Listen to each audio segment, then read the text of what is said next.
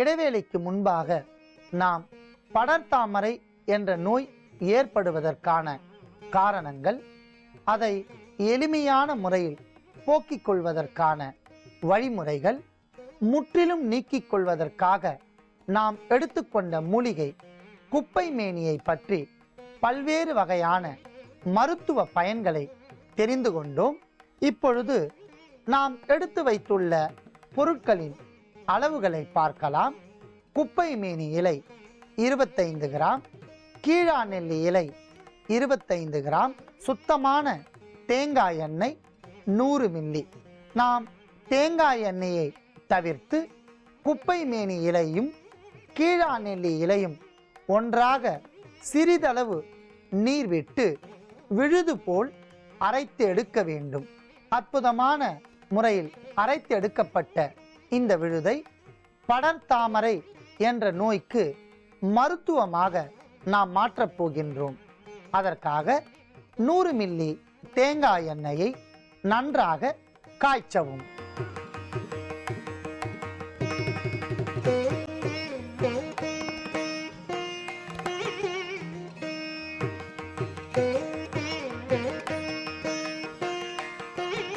அற்புதமான முறையில் தேங்காய் எண்ணெய் காய்ந்து விட்டன.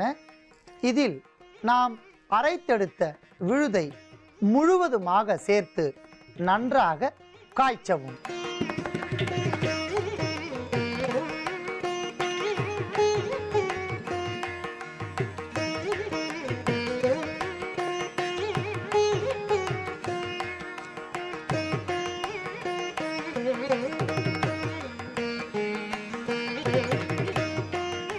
நாம் கொதித்து கொண்டிருக்கின்ற தேங்காய் எண்ணெயில் அரைத்தெடுத்த விழுதை சேர்த்து தைல பதத்தில் காய்ச்சி உள்ளோம்.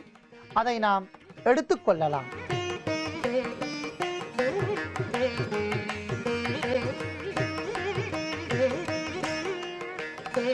அதி அற்புதமான மருத்துவ குணம் நிரம்பிய இந்த படர்தாமரை என்ற நோயை போக்கக்கூடிய குப்பை மேனி இலை தைலத்தை நன்றாக குளிர ஆற வைத்து எடுத்துக்கொள்ளவும். எங்கெல்லாம் படர்தாமரை என்ற நோய் பாதிக்கப்பட்டுள்ளதோ அந்த இடத்தில் முதலில் நீரில் சிறிது உப்பு கரைத்து ஏதேனும் ஒரு துணியால் அந்த படர்தாமரையை நன்றாக துடைத்து விடவும்.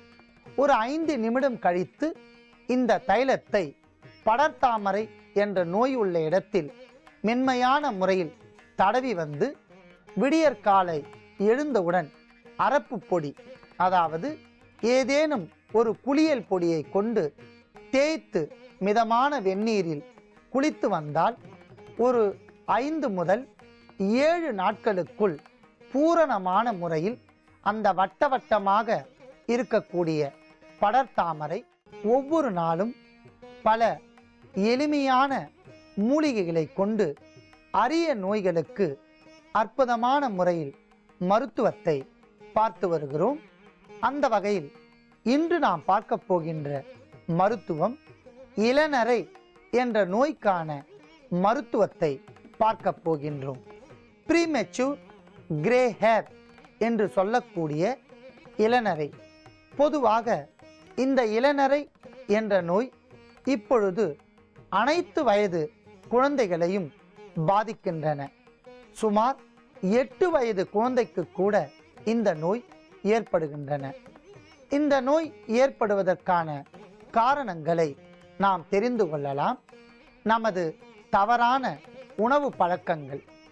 எப்பொழுதுமே நம் முன்னோர்கள் உணவே மருந்து என்கிற அடிப்படையின் கீழ் ஒவ்வொரு வகையான காய்கறிகளுக்கும் இந்த உயிர் சத்துக்கள் உள்ளன என்பதை கண்டறிந்து நம் முன்னோர்கள் இந்த காய்களை தினசரி சேர்த்து கொண்டால் உயிர் சத்துக்களும் உடலுக்கு தேவையான சத்துக்களும் கிடைக்கும் என்று அந்த காய்கறிகளை எல்லாம் பயன்படுத்தி அற்புதமான முறையில் உடலை காத்து வந்தார்கள்.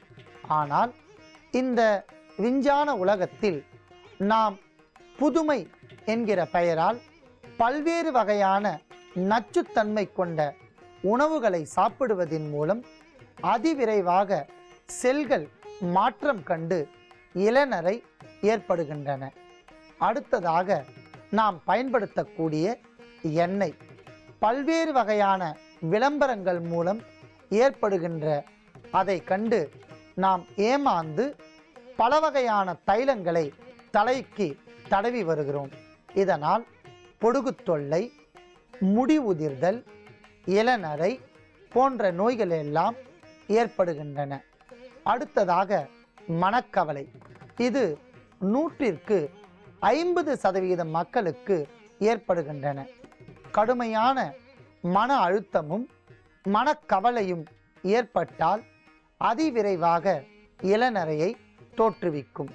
அடுத்ததாக இளநரை ஏற்படுவதற்கு வைட்டமின் சத்து குறைபாடும் ஒரு காரணம். வைட்டமின் இ சத்தும் ஏ சத்தும் டி சத்தும் குறைவாக இருந்தால் படிப்படியாக இளநரை ஏற்படும். இளநரை ஏற்படுவதற்கான காரணங்கள், அதை எளிமையான முறையில் போக்கிக் கொள்வதற்கான சில எளிய வழிமுறைகளை பார்க்கலாம். கண்டிப்பாக தினம்தோறும் நாம் இயற்கை முறையில் விளைவிக்கப்பட்ட காய்கறிகள், இயற்கை முறையில் விளைவிக்கப்பட்ட தானியங்கள், அதாவது சிறுதானியங்கள், அரிசி வகை உணவுகளை கண்டிப்பாக உண்ண வேண்டும். கைக்குத்தல் அரிசி, சிவப்பு சம்பா அரிசி, மாப்பிள்ளை சம்பா இவையெல்லாம் நாம் சாப்பிட்டு வந்தால் உடலில் தாது சத்துக்களும் உயிர் சத்துக்களும் அதிகரிக்கும். இதன் மூலம் வைட்டமின் சத்துக்கள் இயற்கையான முறையில் கிடைக்கும். அடுத்ததாக நாம் உண்ணுகின்ற காய்கறிகள். நமது முன்னோர்கள் அவர்கள் வீட்டு தோட்டத்திலேயே சுரைக்கொடி, பீர்க்கங்காய், புடலை, பூசணி, அவரை இவையெல்லாம் விதைத்து அவர்களே அறுவடை செய்து சாப்பிட்டு வந்த காலத்தில் எந்த ஒரு நோய் இல்லாமலும் ஆரோக்கியத்துடன் வாழ்ந்து வந்தார்கள். மேல்நாட்டு கலாச்சாரத்தை நாம் பின்பற்றியவுடன் இயற்கையாக கிடைக்கக்கூடிய பாரம்பரிய காய்கறிகளை தவிர்த்து மேல்நாட்டு காய்கறிகளை சாப்பிடுவதன் மூலம் உயிர் சத்துக்கள் வெகு விரைவாக குறைக்கின்றன. மேலும் அவர்களுக்கு வைட்டமின் சத்துக்கள் படிப்படியாக குறைந்து இளநரையை ஏற்படுத்துகின்றன. அடுத்ததாக கீரை வகைகள். கண்டிப்பாக நாம் வாரம் ஒரு முறை ஒரு கீரையை உணவாக எடுக்க வேண்டும். முருங்கை, பொன்னாங்கண்ணி, பசலை, ஆவாரை, பொன்னாவாரை போன்ற கீரைகளில் எல்லாம் தொடர்ந்து நாம் உணவாக எடுத்து வந்தால் உடலுக்கு தேவையான வெப்பத்தை நீக்கி முடி வளர்ச்சிக்கு தேவையான சத்துக்கள் எல்லாம் கிடைக்கும்.